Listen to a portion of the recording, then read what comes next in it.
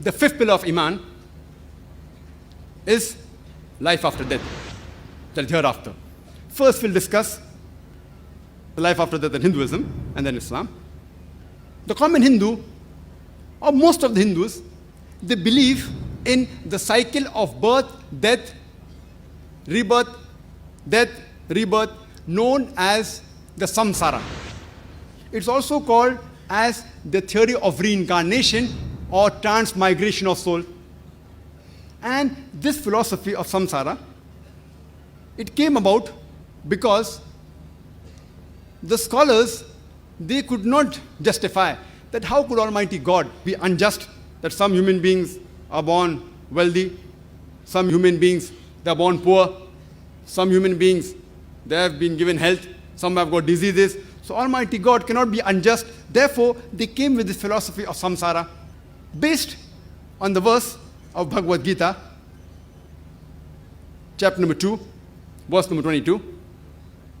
It says that as a human being, he changes and throws away the old clothes and wears new clothes. Similarly, the soul throws away the old material body and puts on the new body.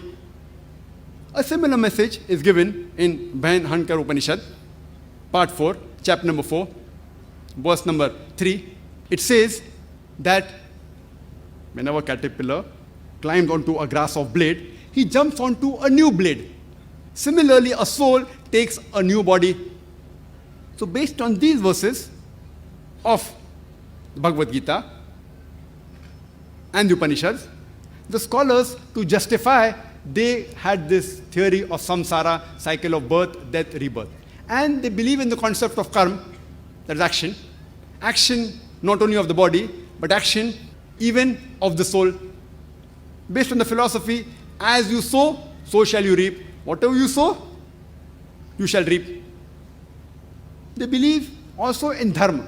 Dharma means deed, righteous deed. How you live your life, family life, life in society. If your karma is based on dharma, you will have good karma.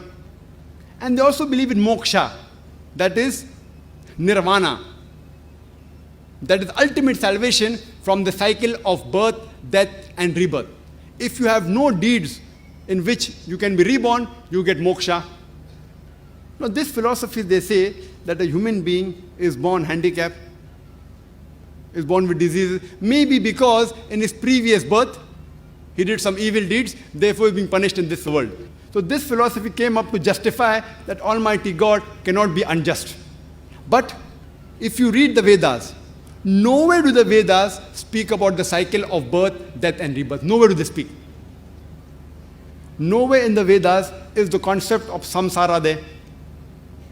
What it does mention is the punarjanam. Punar in Sanskrit means next or again, and janam means birth.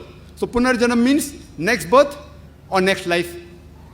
The right translation of punarjanam is next life. It doesn't mean life, death, life, death, life. That doesn't mean cycle of death and life. Punarjanam, if you translate Sanskrit into English, it means next life. So Vedas have got no problem in agreeing next life. And if you read the Vedas, Rig-Ved, book number 10, hymn number 16, verse number 4 and 5, it speaks about the next life. That there is a next life, but doesn't speak about death and life, death and life. And the Vedas also speak about Swarg, that is paradise, describing that there is rivers flowing beneath of milk. You'll have all kinds of fruit. You'll have peace in Swarg.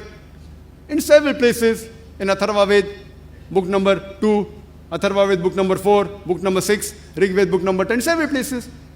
Rig Ved even speaks about Nark, that is hell, describing somewhat like a fire, a torment of fire for punishment. In several places in Rig Ved, book number 4. So if the concept of Swarg and Nark is there, that after a person dies, he will get a reward and punishment. So what is the requirement of him to come again in this world? So according to the Vedas believe in next life only once. And there, depending upon your deeds, you will either go to paradise, Swarg, or Nark, that is hell. It doesn't believe in the concept of birth, death and rebirth, which most of the common Hindus believe. And regarding the logical reply, why Almighty God makes some people handicapped, some people healthy, we'll discuss in the concept of life after death in Islam. In Islam, Allah says in the Quran, in Surah Baqarah, chapter number 2, verse number 28, that don't you have faith seeing that Allah gave you life when you didn't have life? Then He caused you to die. Then again He'll give you life, and to Him will you return. Allah says in Surah Mulk, chapter number 67, verse number 2, Allazi khalaqal mauta wal hayata. It is Allah who has created death and life to test which of you is good in deeds. Allah says in Surah Al-Imran, chapter 3, verse 185, that kullu nafsin zaikatul maut. Every soul shall have a taste of death, but the final recompense will be on the day of judgment. And anyone who is safe from the hellfire and enters Jannah, the garden, he has achieved the objective of this world. For this life is nothing but mere chattels of play and amusement. So here, according to Islam, a human being comes in this world only once. And this life is a test for the hereafter. And depending how well you follow the commandments of Almighty God or you don't follow commandment of Almighty God, based on that, in the next life, in the hereafter, depending which ways more, you will either go to heaven, that is paradise, or hell, that is nark. And the description of paradise, Jannah, in Arabic Jannah is translated as garden, is given in several places in the Quran, and the concept is similar, that there are rivers flowing beneath, rivers of milk and honey, fruits of all kind, you'll have pomegranates, you'll have peace, there will not be any sin. Quran also talks about hell, about Jahannam, similar to the Vedas, as torment of hell, whose fuel will be men and stones, Surah Baqarah chapter 2, verse number 23-24. And many places the Quran even speaks about hellfire. So the concept of hell and heaven in Islam is somewhat similar to the concept given in the Vedas. And if you read the Vedas, it is similar to the Islamic concept that you come in this world once, and next life, depending upon your deeds, upon your karma, next world you'll either go to hell or heaven. But it disagrees with the common philosophy which the Hindu scholars talk about the samsara. The reason they came up with this philosophy of samsara, as I told you, they could not logically justify that how could Almighty God make some people born in a rich family, some in a poor family, some are born healthy, some are born with congenital defect. The logical reply for this is given in the Quran. Allah says in the Quran, in Surah Ankabut, chapter number 29, verse number 2, that do you think just by saying, I believe, Allah will let you go and Allah will not test you? That even if you say that I believe in God, do you think Allah will not test you? You are bound to be tested. Every human being is bound to be tested, Allah says. Allah says in Surah Baqarah, chapter number 2, verse number 155, that surely we will test you with fear and with hunger, with loss of property, loss of lives, loss of fruits of your toil. And only those will pass, those who are patient and perseverance. That means Almighty God will test you with hunger, with fear, with loss in property, in health, in different things. Allah says in Surah Anfal, chapter number 8, verse number 28, that your wealth and your progeny is a test for you. The wealth and the progeny, your children, are a test for you. So in Islam, we believe that this life is a test for the hereafter. And Allah subhanahu wa ta'ala tests different people in different ways. And depending upon the surroundings and the facility Allah gives you, He will test you accordingly. For example, if the question paper is difficult, the teacher corrects the paper leniently. If the question paper is easy, the teacher corrects the paper more strictly. So similarly, depending upon the facility Allah has given you, He will test you accordingly. And Allah says in Surah Anfal, chapter 8, verse number 28, that your wealth is a test for you. Now regarding the logical concept why some people are born in a rich family, some people in a poor family, Allah says wealth is a test for you. The third pillar of Islam is every rich person who has a saving of more than the nisab level, 85 grams of gold, he or she should give 2.5% of that saving in charity every lunar year. So maybe very few rich people will actually give the 2.5% of the excess wealth in charity. Majority may give only part of it.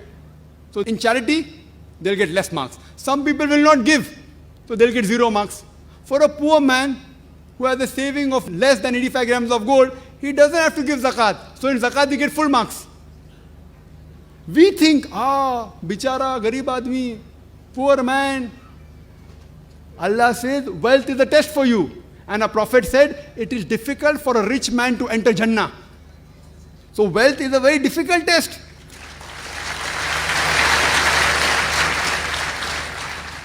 Imagine, in the year 2002, during examination, a very difficult question comes. In the year 2003 doesn't come. So you should be happy. Good, this question didn't come. We should not cry. But we human beings, we think opposite. He doesn't have wealth, he's a poor man, a sad person. It is good for him. The difficult test of wealth he's not undergoing. If he had the wealth, the test of the wealth is very difficult. Maybe he would have failed.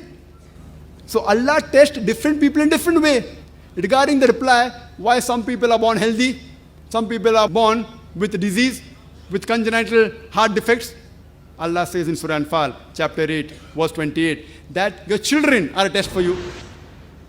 So the person who's born, even if he's born handicapped, we in Islam believe every child is masoom, is sinless.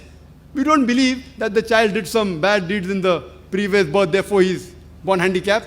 We believe every child born in any family, he is sinless, he is masoom. But he may be a test for the parents. The parents may be pious people, may be offering 5 times salah. Maybe Allah wants to test them further. And if Allah wants to give you a great reward, He has to test you in a higher level. Maybe, for example, if you sit for a graduation in arts, to pass a BA degree in arts is easy. If you pass, you become a graduate. But to pass an MBBS exam is more difficult. But if you pass, you get doctor, more honor. But the chances of passing MBBS is much less. But if you pass, you get great honor. Similarly, maybe the parents, they are pious people. Almighty God wants to give them Jannat-e-Firdaus. Allah wants to test them. That after giving handicapped children, yet do they believe in Almighty God or not? So Allah subhanahu wa ta'ala tells different people with health, with disease, with wealth, with poverty. All these are tests of Allah subhanahu wa ta'ala. And it is Allah subhanahu wa ta'ala who tells different people in different ways. That's the reason there are differences in the human being. It is not because Almighty God is unjust. He is testing different people with different ways. And depending upon the facility He has given you, He will reward and punish you accordingly.